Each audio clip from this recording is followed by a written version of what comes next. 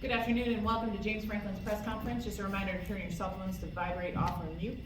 We'll start with an opening statement from Coach, and then we'll have you guys ask questions here in the room. Big group, appreciate everybody coming out. Obviously overall I felt really good about the recruiting class and how we finished it up. I thought Chimdy was a really good get for us late. Guy that we think has tremendous upside. He's got position flexibility, whether it's tackle or guard. Really enjoyed getting to know him and his family. His mom has done a phenomenal job, not just with Chimdy, but really all of her children, all four of her children, has done a phenomenal job. His high school, Dundalk High School, really did a good job. So to me, with offensive linemen, it's typically hard to find guys with that type of length and athleticism. Coach Trout had a chance to watch him play basketball. We were very impressed. And then the other thing was watching his tape. He's got a nasty streak with a lot of times on the offensive line. That's hard to find, guys that are trying to finish guys on tape. So thought it was a really good get for us to really end the class. And then obviously you guys know we're kind of moved on. Pleased with how this season finished up, but that's behind us now. Technically, in a lot of ways we look at it kind of officially behind us now. We started winter workouts this morning. Had our first winter workout. That went well. I think you guys have probably seen a lot of the position posts by their position coaches this morning on terms of who was the competitor of the day and things like that. So we'll have 8 of these winter workout sessions. The way the calendar fell this year, we usually will try to come back from spring break and have 1 or 2 sessions to get the sinning out of them, and then get into spring ball. But the way the calendar falls this year and when the spring game is, we're not really able to do that. So we'll come back from spring break and get going right away. Sometimes people break up spring ball and do a few days before spring break and then finish it afterwards. We've always tried to do it after spring break, but still give us enough time to get back out on the road recruiting. So I like where we're at. Obviously we got a ton of work to do. I would say some of the focus, of the off season, probably the biggest one, is leadership, and really identifying leadership as a staff and players as well, being transparent and open about that. And then really working hard at trying to resolve that. I thought our leadership last year was as good as we've had in my 12 years as a head coach. I thought those guys just did a phenomenal job. And I think for most everybody in this room, you probably could have went into the season and you guys probably could have picked out, who the leaders were going to be. It was pretty obvious. We had really established guys. Not only from a playing perspective, but also from a leadership perspective in our program. And I wouldn't say that we have that right now from a leadership standpoint. We got to identify who those guys are. They need to have strong voices. We need to be aligned, with the players, and the players aligned from a leadership standpoint with the coaching staff. And I thought last year that was as good as it's been. So that needs to be a major point of emphasis on offense, defense, and special teams. Because we're not going to be one of these teams, one of these programs that you hear early in the season that the coaches say, well, we need to develop leadership. It's too late to do it at that point. We got to start working on it, identifying it right away. So appreciate you guys being here. Look forward to questions. And again, appreciate everybody showing up. Hey James, how are you? Good, how are you? Good. You obviously covered Chimdy. Back in December, though, you mentioned defensive back and wide receiver as 2 other priority positions that you felt like you still had needs to fill. Can you talk about how you've been able to address those, and specifically with some of the guys you've already added to the roster? Yeah. So as you guys know, there'll be a second wave. There'll be a second wave after spring ball, which there'll be some opportunities at that point. Our academic calendar starts earlier than most. So a lot of times, like when you talk about these championship teams, the national championship game, a lot of guys go in the portal after that game. And we're typically, pretty far along. So for us, our window to get guys, into school, accepted to school, starting classes, we have a smaller window than most from what I've seen. So we got to be aggressive there, but then, I think there's going to be some opportunities as well. On the back end, wide receiver, I will tell you that Malik has been impressive so far. Malik McLean tested extremely well in our baseline testing when these guys arrive. He's also just always got a huge smile on his face. I know Coach Hagan's had him as the competitor of the day, so that's been positive. All the feedback from the strength coaches as well as the guys has been really good with him. What was the other position you said? Defensive back, so I guess in this case, Storm Duck, who's arrived. Yeah, so Storm's another one. You guys will get to know him. Storm is very businesslike. Academically, we got an academic report this morning. He's killing it. To be honest with you, Malik McLean is as well. Doesn't say a whole lot. It's just kind of about his business. It was like that during the recruiting process with him.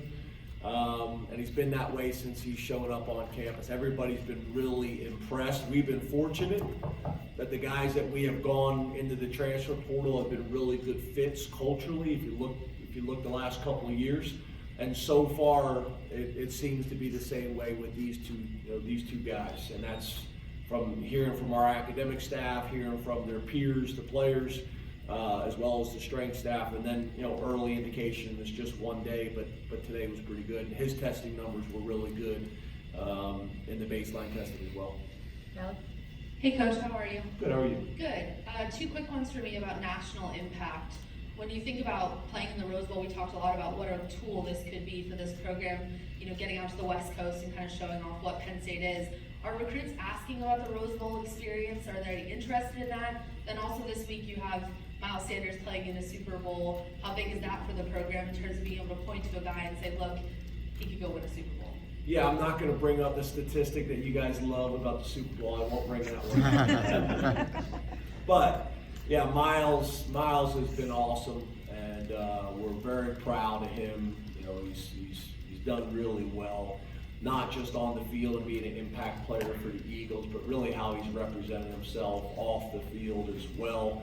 He's been like that the whole way, all the way since we recruited him out of high school. He's just been a phenomenal representative of Penn State in our football program. And I'm not surprised with the type of year that he is having. He really kind of fits the model of what everybody's looking for now, specifically in the NFL. He's a guy that not only can run the ball between the tackles, but also get the ball to the edge, but also can be an impact in the passing game. He takes great pride in his pass protection. So really happy for him. And then your other question was about the Rose Bowl. People don't specifically bring up the Rose Bowl, but obviously everybody watched the game. And I think it's impactful, and I think it's helpful, obviously. We were able to have an open practice when we were out there, so we had some guys come out to practice, although we weren't really able to interact with them based on how the rules are.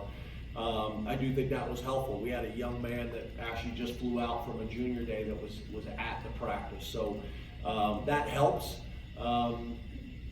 I think the other thing that's obviously impacts that is our location, and I think you've seen some things over the years with our airport here growing, different flight options and things like that, but that's a big part of it.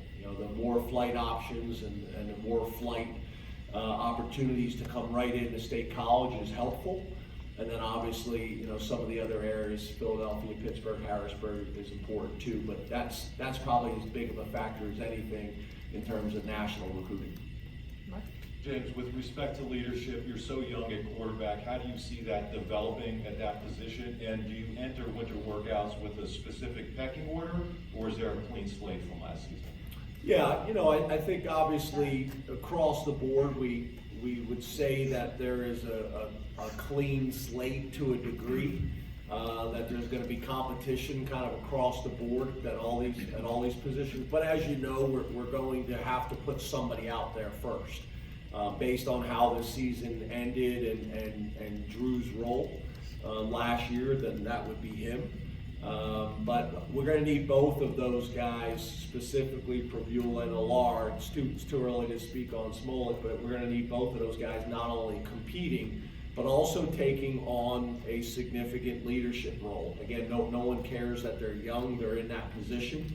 And a big part of that position is leadership. I thought Sean did a great job with that. So, you know, for us, I don't want them to go from 0 to 100, just kind of start to work into that role and take responsibility and have a plan and be intentional like everything else we do. But I think Drew and Bo are ready for that. Rich? Good afternoon. Hi, Rich. James, you obviously have talked about the class of 2022, who are going to be available today. What impact, now that you have a time to step back, what impact did they have on last season? What impact do you expect them to have on this season? Yeah, you know, I think obviously, you know, there's a ton of those guys that ended up playing, and not just playing, but playing in prominent roles. We've had guys play in years past, but maybe they were a backup, you know, but there just seemed to be a large number in this class that was able to play, and not just play, but take on a primary role and be impactful. So obviously whenever that happens, you know, you go into the next season, you know, feeling confident because you have, you know, a ton of guys coming back that have been able to make plays on a significant stage. And if they were, you know, pretty successful as true freshmen, then you would hope that experience would lead them to having even more success in year two. So, you know, we felt like it was a good class. It ended up being as good of a class as we thought, or maybe even a little bit better. And a lot of those guys just came in with a very mature approach, and were willing to do what it took to play and play well. A lot of guys, everybody says they want to play as freshmen, but very few people are willing to do the things necessary to get it done, and that is mentally and physically. We have 12 guys that came in this class at mid-semester, so that helps, you know, to see if those guys will have a chance. But I would also say to you, you even look at last year, you know, there's a pretty good number of those guys that did not come in early, and still were able to make a significant impact. I mean, Denai's obviously a really good example of that. But there was a number of those guys that did not come in early and were still able to impact, you know, our program and our roster. So, you know, the head start helps, but I think we'll also get some guys out of that second wave too. What do you expect from them this year? What kind of impact would you say that this class will have this year? How important? The new class we just signed? No, the class of 22. Yeah, I think like I thought I answered your question, but maybe I didn't. Is, you know, whenever those guys come in and play as true freshmen and take on prominent roles as true freshmen, you would think that in year two that they'll be able to take on even more of a prominent role and even more of an impactful role, learning from the experience the year before and building on it. It's not always the case. But I think you know, you would like to feel that way, and you'd like to say that. So we had a number of those guys that were able to, you know, have prominent roles as true freshmen, whether they were starting or not. And now hopefully they can take the next step and be a dominant player in the Big Ten and on a national stage. And then some of those guys that maybe didn't have prominent roles but played, now hopefully they can take the next step as well. And then there'll be some guys that we didn't talk about a whole lot, that from year one to year two the light bulb will come on for, and those guys will be, you know, interesting stories, you know, throughout the spring for us to talk about. Yeah. Hey, James. Hey Neil, your flashlight is on your phone, just so you know.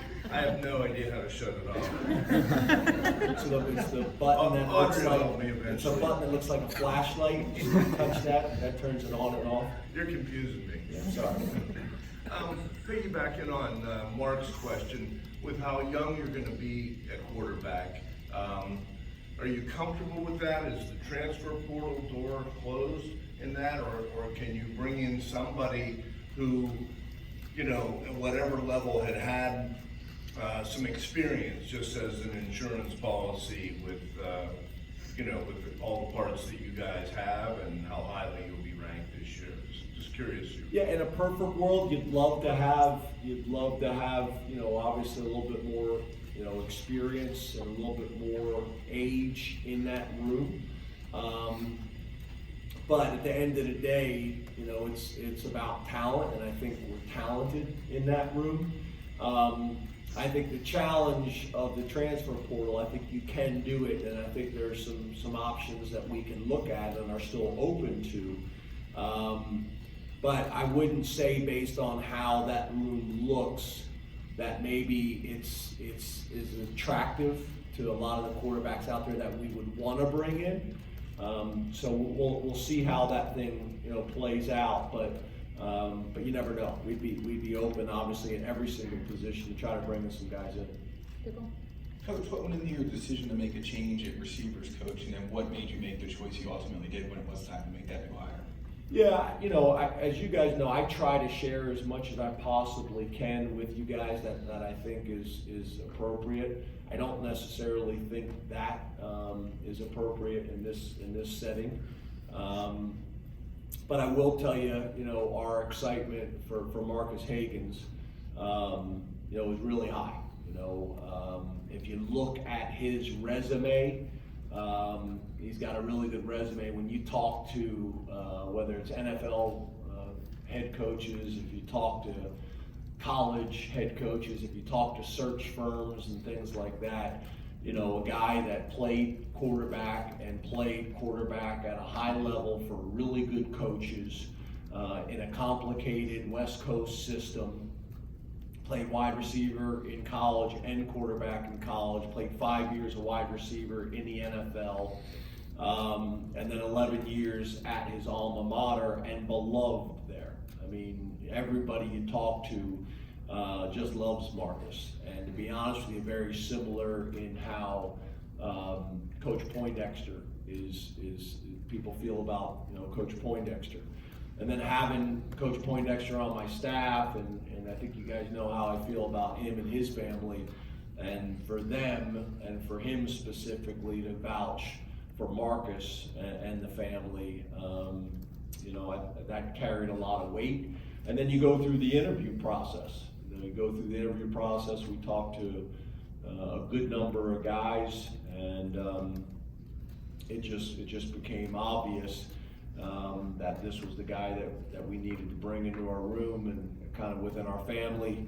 And so far, so good. It's been really good having him around. I think it's going to be exciting getting his family to move here as well. But I think you guys are going to really enjoy getting to know him. Ultimately, the most important thing is you bring the best people you possibly can into your organization, the most talented people, and then you help them grow. And, I think he's pretty far along professionally, but I think there's some areas that we can help him as well. And part of that is just when you've been at the same institution your entire career, just getting out and being in a different environment also helps you because it forces you out of your comfort zone.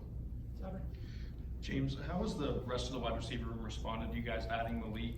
And if you were to hypothetically add a second receiver, what would that player look like? Really good. Really good. I think, we're very transparent. I think that's the other thing is you have conversations and let people know what you're doing and why. We kind of have examples of both. We've brought some guys into the transfer portal who haven't played significant roles, have been more complementary pieces to the current room, and we brought some guys in that have come in and started and have been able to make an impact. So I think the biggest thing is being transparent with your guys in your current program, because ultimately you want to do right by the guys in your program.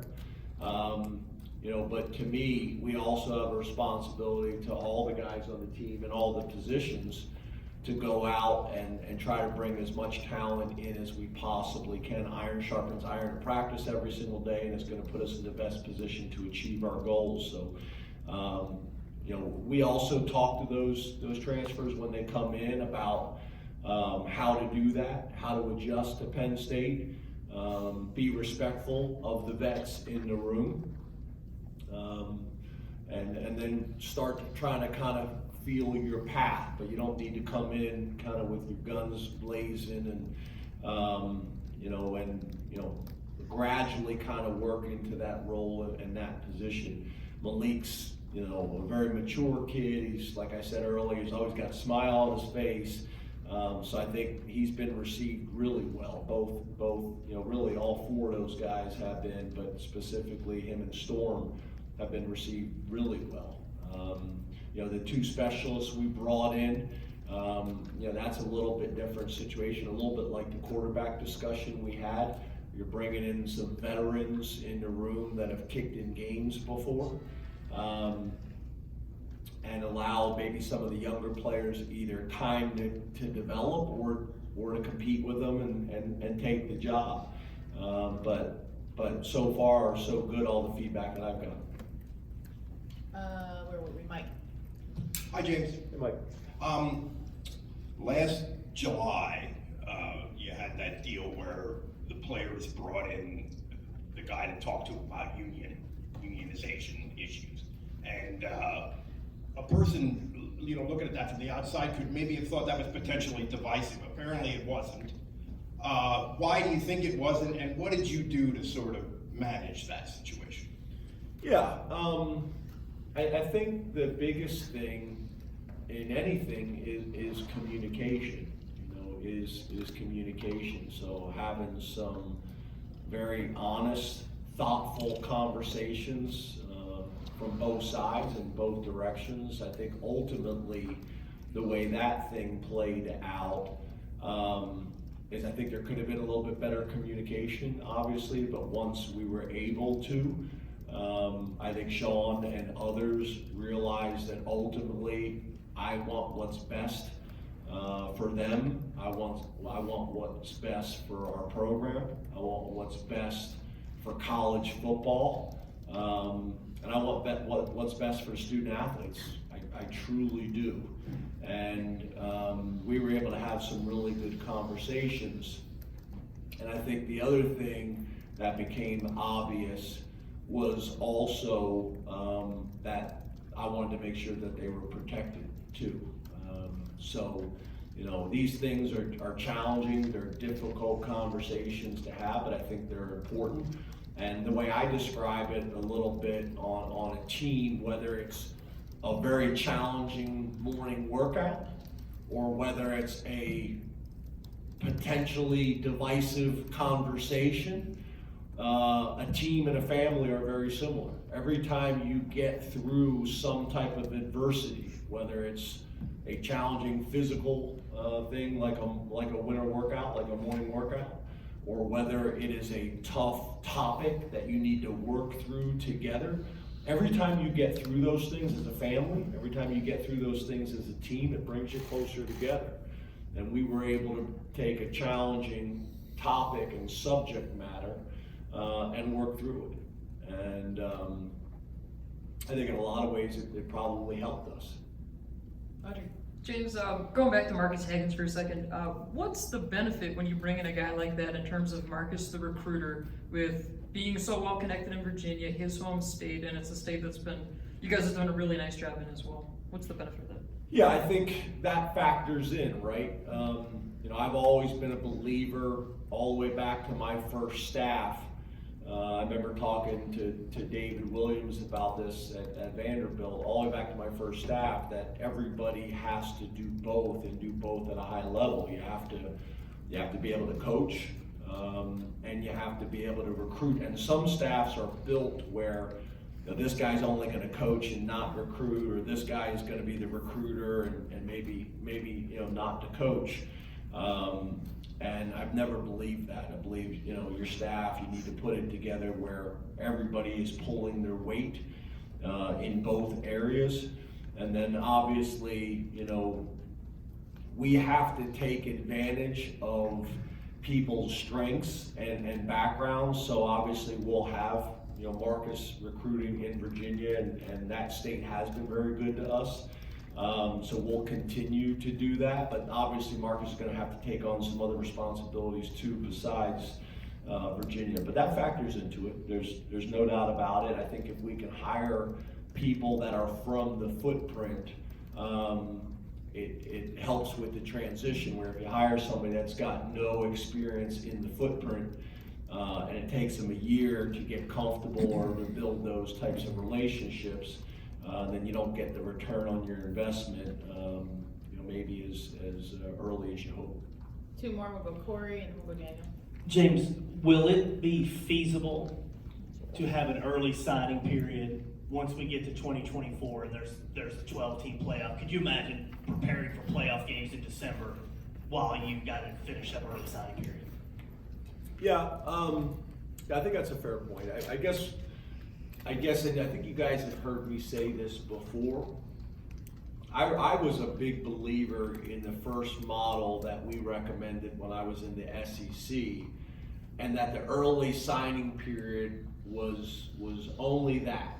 Like, it wasn't official visits. Nothing changed except for an early signing period, and the philosophy for that was the kid who grew up wanting to go to Penn State his whole life and was going to go to Penn State, let that guy sign. He doesn't need the official visits. He doesn't need any of those types of things. But once we kind of went to moving everything up, not only our early signing period, but also official visits and those types of things, it's obviously become challenging. I guess you could make the argument, though, all you're doing is taking the same problems that the two teams that were playing in the national championship have and widening that. Those teams have had to deal with that. The 4 teams that were in the playoffs have had to deal with that the whole time. Now you're going to have 12. So you can make the argument if you're just causing the same challenge. Just But you have games in earlier December too. So I mean, game weeks you're preparing for recruiting stuff. Is that even logistically possible? Well, yeah, again, that goes back to my conversations that I've had with you guys before about staff sizes and things like that. That's why you've seen staff sizes increase. But I think you bring up a good point. I think it's obviously what's being discussed, and there's a lot of people looking at different models and different things. What I also don't want to do is every single year we keep changing the calendar. At some point we gotta stick with what we got and start to kind of get used to working around the calendar. But I do think it's a fair conversation point. James, you talked about Marcus spending a lot of time at one place. What will change for him, do you think, coming from Virginia to Penn State? And then on top of that, what is it about him do you think can help elevate this room that you have right now? Yeah, so I think that the first thing is, when you've been in the same place, your entire professional career and even personal, you know where to go for everything. Whatever you need, you know where to go. You have a contact or a connection that can help you, with whatever you may need, and it makes you extremely efficient. That's where consistency on the staff is so important, because everybody knows how things operate and how things work. He's going to bring some things in from his experience at UVA that is valuable, and I'm going to want that feedback from him, and we'll ask for that feedback. But there's obviously going to be some things that we do differently that he hasn't experienced before that I think are going to push him outside of his comfort zone. I will say this, it's not like he's been a part of the same staff for all 11 years. So he's had a couple different head coaches to work for, a couple different offensive coordinators to work for, different schemes and things like that. So it won't be as challenging from that perspective. And I think the fact that he's got Coach Poindexter and his family here, that will help as well, because he'll understand what that transition is going to be like. In terms of the room, I'm just a big believer that if you look at the NFL and you look at college football, the room and the position that I think can be maybe the most impactful right now is the wide receivers. Those guys at the NFL level as well as college are able to change the game and change the game quickly. You make one person miss on the perimeter has a chance to go 80 yards. If you're a running back, you're probably gonna have to make 2 or 3 guys miss before you go 80. So the game has become such a space game that when you have guys on the outside that can go 80 at any moment, that changes defensive coordinators, that puts the fear in people, and honestly, the other thing is it impacts the running game. You know, when you're able to have guys on the outside that people don't feel like they can match up with in one-on-one situations, then they have to put a safety over the top, remove that safety from the box, which now creates more of a balanced defense in terms of what they're trying to defend and what they're trying to stop. So I actually think it's going to be as impactful as our running game as it will be in our passing game. But that's to me what I'm looking for is I'm looking for us to develop and recruit a room that people in our conference are fearful of, and also on a national scale as well. Thank you very much, Coach. We'll have Marcus Higgins here in a moment.